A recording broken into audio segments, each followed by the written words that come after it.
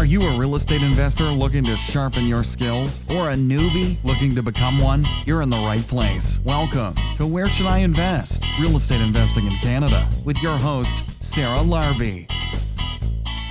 Very cool. Do you mind sharing like the cost of the range of tickets? Yeah, for sure. So right now I have to think of what the current price is because prices keep going up. But right now the base ticket is $549 for both days.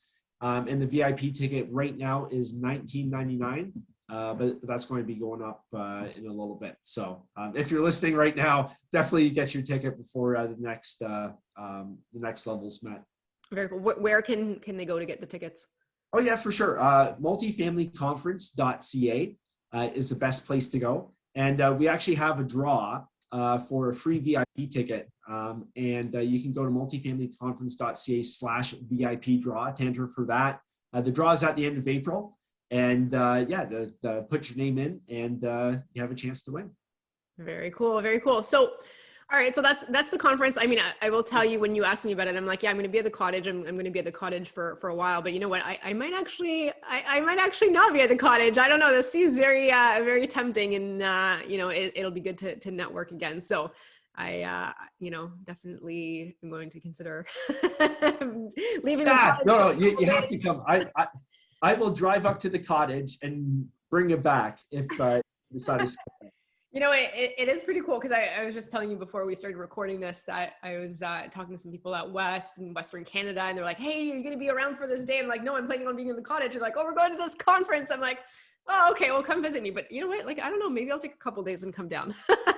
It's going to be well worth it. And actually, like here's the thing, like if you come and you're like, you know what, like this isn't for me, like I'll refund your money. And that applies to everybody. No, I'm dead serious. Like if by the first day, if you're like, yeah, it's not for me, and like it's a waste of my time, I'll give you your money back. That's how confident I am that the conference is going to be amazing. Cool. So is food included? For VIPs, yeah, we've got you get all your meals. We've got the after party. We've got a taco truck for the after party. We're doing a taco station. So yeah, like for VIPs, like it's the very top. It's the best ticket we have by far. Very cool. And how many total people are you expecting? Yeah, well, our plan is to pack the place. So right now we're estimating about 1,500 people coming. I've got our big goal right now, which is far in excess of that. We'll see if we hit it or not. But yeah, it's going to be a great collection of investors for sure. Awesome. I'm looking forward to it. So let's talk about you a little bit because Yeah. I mean, obviously you've got a TV show on cable TV. You're a multifamily investor, but I'm just curious to see what your journey was like and why multifamily. Oh boy, yeah, that goes back. So I am a reformed single family home investor. So basically, what happened was I was selling real estate on the brokerage side. And, I was making good money, but then, as my money came in, it was going out just as fast to my really nice car and the house and stuff. And I realized that I had nothing left over. And that's when I started, reading Rich Dad, Poor Dad, like all the, I guess, entry real estate investing books. And I'm like, hey, I know this product better than anybody else because I'm selling it on a daily basis. I might as well just start buying it. But what I found was, as I started acquiring more properties, I was equity rich, cash flow poor. So, with a single family home, the cash flow wasn't very good. If the drain out to the sewer broke, as it happened with one property, that's $8,000. That wipes out all your cash flow for the next 3 years. And scaling was very tough because with residential properties, the lender looks at you first. So even though I was making good money, once you have a handful of properties, like just scaling to the next one is very challenging on your own. Mm-hmm. When my son was born, I remember holding him in my arms and then, your life changes in a split second and I just want to do more and be better for him. And that's when I figured, like real estate, yeah, it's the right thing to do, but I realized I was in the wrong vehicle because when I worked out how many houses I would have to own to hit my goal. Like it was 1,000 houses. Like who can imagine owning 1,000 houses? That's crazy. So I realized that single family homes, it wasn't for me, and I was kind of going on the wrong track. So I looked at a whole bunch of other types of assets, and multifamily really stood out for me.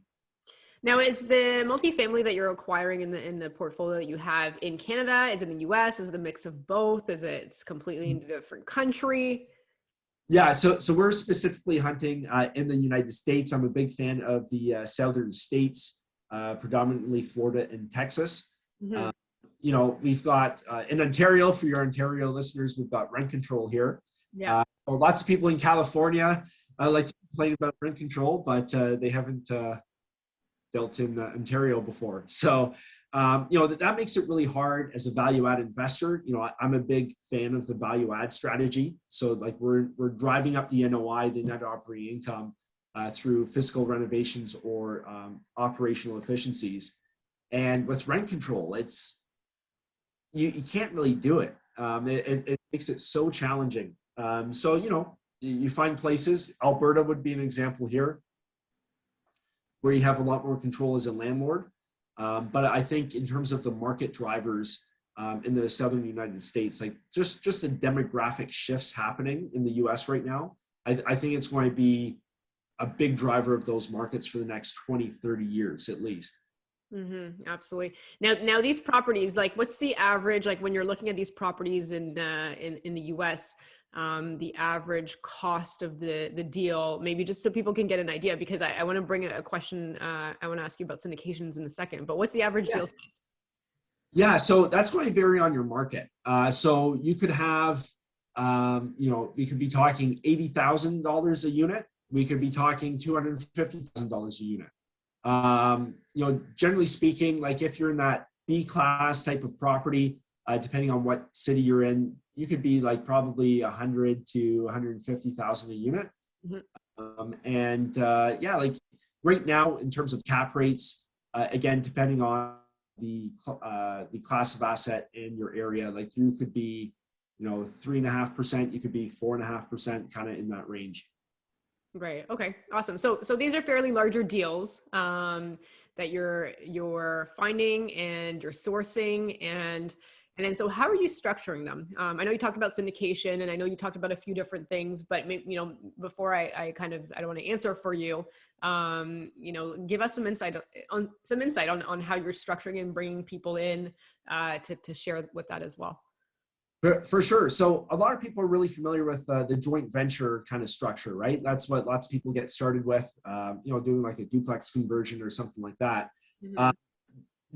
One of the challenges is when you're bringing in passive investors, so people who want to passively invest their capital, the joint venture structure is active for all parties. So there's no risk mitigation inside of that structure.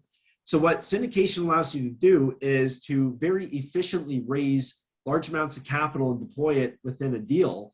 And basically the general partner, the person running the deal, shoulders the risk, and the passive investors are really sheltered because of the way it's structured from additional exposure. In a traditional 50-50 joint venture, if the deal goes belly up and the person, let's call it the money partner, isn't doing anything like hands-on, but the active partner is. Mm-hmm. If that partner goes bankrupt, the lender's coming after the money partner. In a syndication, it doesn't work that way. Plus, with these larger deals, you can be a little bit more nuanced in terms of preferred equity. So who gets paid first? How do people participate in profits to make sure the deal is actually working? That sort of thing. So like Wall Street does one thing really well. It raises large amounts of money. So syndication is a Wall Street type of structure that's applied very efficiently when it comes to real estate. That's awesome. So can you give us an idea maybe of like the last purchase that you bought and what that looked like, and and how you structured it? Because I think this is kind of the stuff that we're going to learn, right, in a multifamily event, and maybe just give us a little glimpse of something that you've done that you can share that we might be learning about during the conference in May. For sure. So on structuring, I'm bringing in one of the best guys. His name is Joel Block. Nice. And his specialty is syndication and funds. So a lot of people, I'll tell you a quick story about Joel. I was sitting with a small group of investors, and this well-known couple had launched a real estate fund. And Joel, we were talking over dinner, and we realized that they were leaving about $2 million on the table a year just from how their fund was structured. Mm-hmm. Joel is a whiz at this stuff. So, he offered some suggestions and all that stuff. And they reworked their fund and launched a new one. And basically, that's $2 million extra in their pocket. Thanks so much for listening to Where Should I Invest with your host, Sarah Larby. Make sure to listen in next time. We'll catch you on the next episode of Where Should I Invest?